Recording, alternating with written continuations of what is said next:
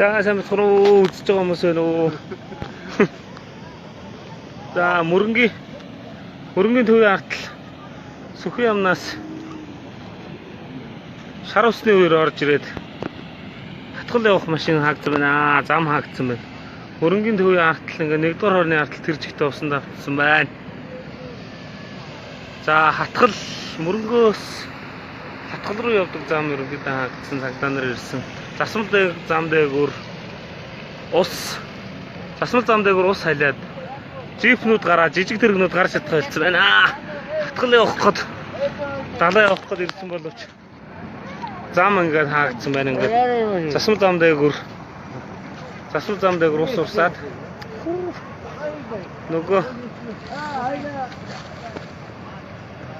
үер болж ийн гэдэг хин лайк тараад байна.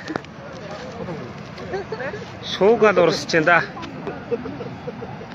Зам дээгүүр ингээд ус урсаад ингээд доошлоод хавтгай ус 1-р орны артлал дүүр ус болсон байна.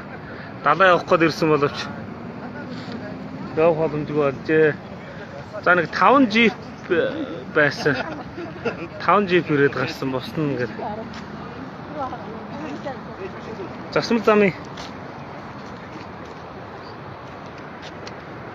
Засмал замын 70 тачийн цүү ус болсон байна.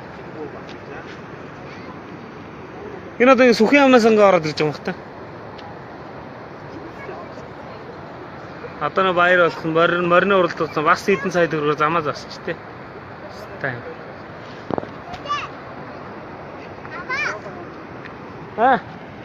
Энэ хүн болгоомжтой.